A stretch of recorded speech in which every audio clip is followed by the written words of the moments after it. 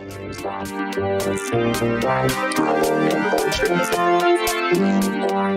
Composing Gloves here, and today we're going to be talking about what you need for a professional mix. I'm wearing a hat. Let's jump into this. What kind of gear do you need? It's really, really simple. You need a great pair of headphones, great pair of monitors, a laptop, something that can play audio, and a software that lets you mix audio.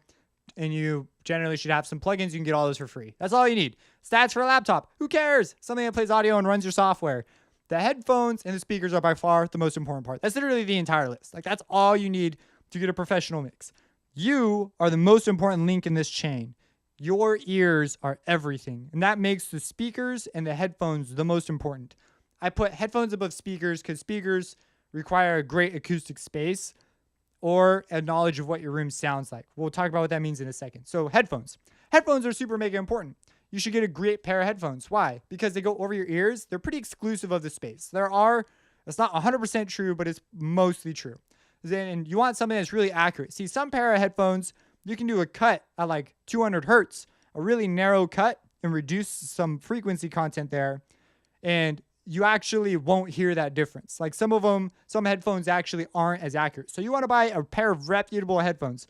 Right now, I'm wearing a pair of Audio-Technica M50s. You'll see pros wearing ridiculous headphones that have been like, when I say pros, I mean like, I'm talking about like the legendary pros because I do this professionally. I get paid to do this. But I'm talking about like people who have like, the pair of $4,000 headphones, like something crazy. Like some of the people I work with who've been doing this a lot longer than I have, they're walking around with $1,000 headphones, some of them more expensive, and they have multiple pairs and they use them for different things. It's like they get crazy. You do not need that. What you need to get a professional mix is you need a pair of headphones that's reputable and can accurately represent the frequency spectrum. So this is fine. This does the job. I had a friend who uses some Sennheisers. Those sound great. AKGs sound great. You can even use non-reputable brands, but you want to be aware of that accuracy because that's a real problem. You want to be aware of any coloration they do to the sound. So, for example, a really great example of something that colors sound is Beats. Beats very obviously color sound. But if you learn what those beats sound like and you can compensate for that, so say, oh, they sound like this, and you gain a sense of what they're doing to the sound, you can mix it and you understand how to mix it so that it will come across on other systems properly. So the biggest deal with headphones is understanding how they sound so that when you mix on them, you know how it's going to come across in your car, how it's going to come across on your grandma's speaker, on your grandma's phone, in your grandma's car, on your neighbor's speaker system. If you understand how it translates across systems, that's what people are going to pay you for. And that's where now we can jump into monitors. So that's how you can mix on non-reputable brands. As long as you know what it's going to come across as, you might not be able to make super surgical moves with a less reputable brand as accurately as you would be able to with a more reputable brand. Or just a better pair of headphones. I guess I shouldn't be equating this to brands. It's just two better headphones.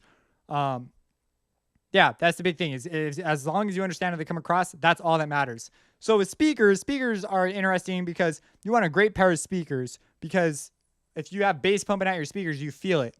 You do not feel it when bass are pumping out your headphones.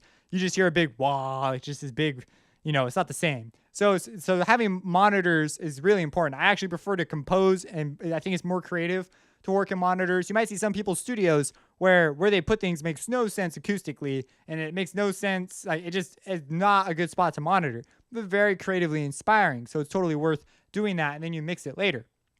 So get a good pair. I have a pair of JBLs. You're looking at about $300. Headphones, you can get a really good pair of headphones for $200.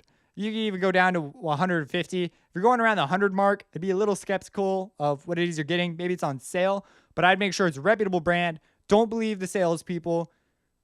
Ask the most reputable person you know that's not going to lie to you to get a sale. Okay, that's all that matters. So again, Sennheisers. I don't know the brand number of the Sennheisers, but I have a friend who's got a really good set. And then I like these a lot. These are cool. These are technically, they say monitor headphones, but I think they're fine anyways. A lot of people use them. Something else to notice is that you want to get some audio files you really like and love and know well, and then listen to them across headphones. Make sure the headphone can go below 30 hertz. Don't worry about stuff really below 30 hertz. Even monitors will roll that off sometimes, and you might even take that out in the mastering process. Most people do. Or not, I guess I shouldn't say most, but I know a lot of people who do. They just roll that out because it's mostly low-end rumble. You don't really need it unless you're going for a particular effect.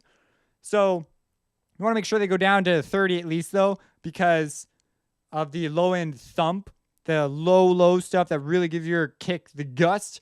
It exists down there. And if you don't have that, you can make really poor judgments about your kick drum when you get into other scenarios. I used to do that. It was something that plagued me for a bit. Then I learned, I should probably buy some decent headphones. And that fixed that issue. Same with monitors. Monitors will do that too. So something that can go down to at least 30, because usually if you're going to put a sine wave in to supplement a kick, it'll be somewhere between 30 hertz and 50 hertz.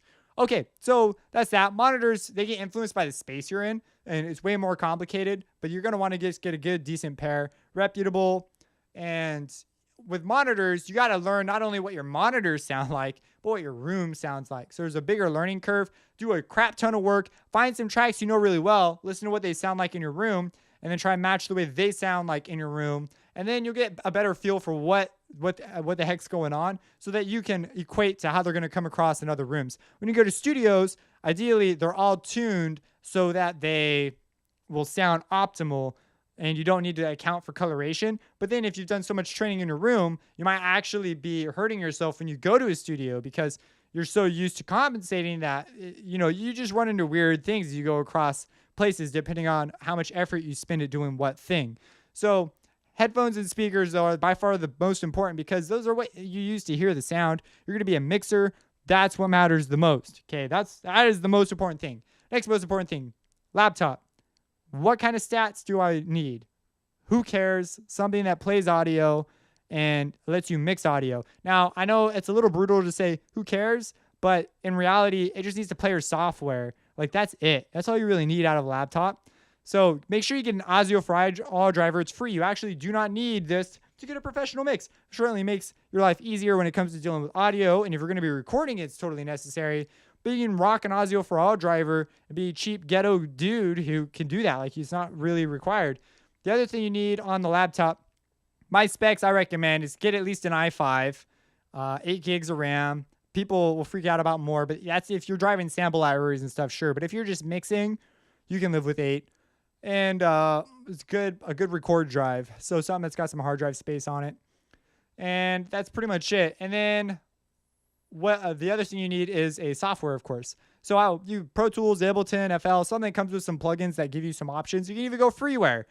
The most important thing is you. It is your ears, your judgment, your ability to know the principles of mixing. And that's pretty much the gear you need to begin to do professional work. So you can do pro work in that, like you can. But if you really want to step up your game and make your life easier, you're going to start investing in other gear. But if there's core stuff you need, those are the core things you need. This is not production. This is mixing. So you notice in there, nowhere did I say you need crazy expensive headphones. You need crazy expensive monitors. I did not say you need to remodel your room. I did not say you need every plugin you've ever seen, ever used, or every plugin I'm going to show you. These are things I've accumulated over time and learned how to use. Tools only matter if you know how to use the tool. Tools matter as much as you matter. Like, not as much as you matter. That's a terrible way of saying it. Tools matter only as much as you know how to use them. There we go. That's better. You are the key in this chain. You don't even need this thing. Like, I use it. It's really convenient. The Audio for All driver will speed up the processing on your computer. I think I mentioned that. But yeah, download that driver so you can run your software, but you won't be able to open up like the internet or other things. It pretty much focuses it and focuses the processing there. This allows me to have I can open up multiple programs, no problem. Another thing is, if you're mixing at higher sample rates, which from my digital audio basic series, I'm assuming you know what that is, then it could matter if you have one of these or not. You may need something in order to drive the proper sample rate of the session. So that's that. That's really all you need. It's really simple, really small. That's just the beginning, but you can do pro mixes with that gear. Don't let anyone tell you you can't. You totally can. It's up to you. As long as you know what you're doing and what you're listening for and you've trained yourself, you can do it. Comment your gear down below. What's your setup? Any recommendations you have? Help people out. Subscribe, support me on Patreon, and have a blessed day. Get up, just feel the beat. Get up, just feel the beat.